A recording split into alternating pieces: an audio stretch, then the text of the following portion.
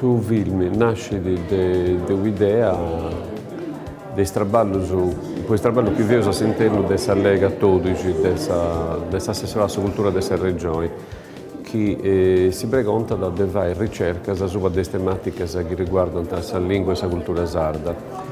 E ogni anno in questo trabalho vedo qualcosa come 12 ricerche. E ho passato io pensato di cercare di comprendere sul fenomeno dei spicciocchetti che imparano la musica sarda, a giovanetti, prima di 20 anni, e come vivono in questo mondo, questo spicciocchetti. E poi in pruso, siccome si è verificato che metà dei spicciocchetti a 14-15 anni che hanno imparato la musica sarda sono launeddas o sonetta buttonesi, questo hanno abbandonato completamente la scuola pubblica. Quindi dei insegnanti mi sono un po' più buoni sul problema che alle volte motivazioni non ci ho me da comprendere, però mi sono posto sul problema di comprendere che alle volte motivazioni che c'è con questo della scuola pubblica.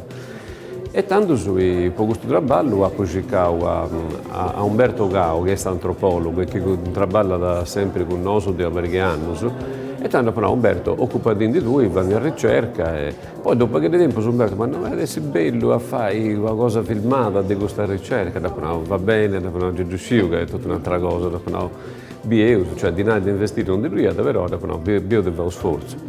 E quindi io a cercare perché di comprendere come ti potesse impastare questo traballo e in più dopo no, poi cercare di rendere questa idea un film, dopo ho cercato Andrea Mura, se stesso, che ha già collaborato con noi altre volte e che ha fatto diversi film, che ha fatto la scuola di cinema del centro sperimentale di Palermo, dopo no, cercare di concordare questo film. Nodas, Launeddas in tempus de crisi. È un documentario antropologico, a pizzo dei giovani generazioni no, si allevano dei suonatori dell'Launeddas.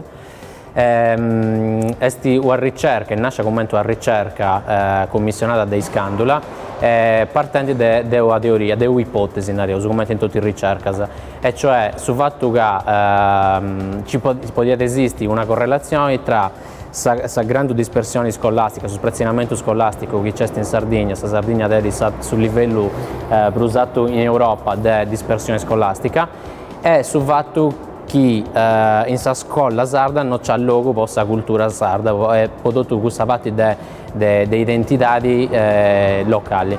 Su sbirri, questo de zona è cosa sa scuola da formulare per questo. Ha potuto rappicare a scuola però nel conservatorio, quindi sono sempre in questo ambiente. No? Dopo la scuola si ha Vosonai e si ha altri motivi, per questa scuola noi che andiamo d'accordo, per studiare, non so fatto dopo studiare. E poi come ti sta andando sul traballo di Sanano? Accando bene, accando male, e ora sono meno, sto cercando di studiare sempre. Io ho scattato che ci fosse tutta una serie di tematiche che ho fotografato attraverso questo film, che fossero questa della scuola, certo, ma fossero tematiche che ho pagato con tutta questa generazione, dei spicciocchetti tra i 18 e i 30 anni in Sardegna.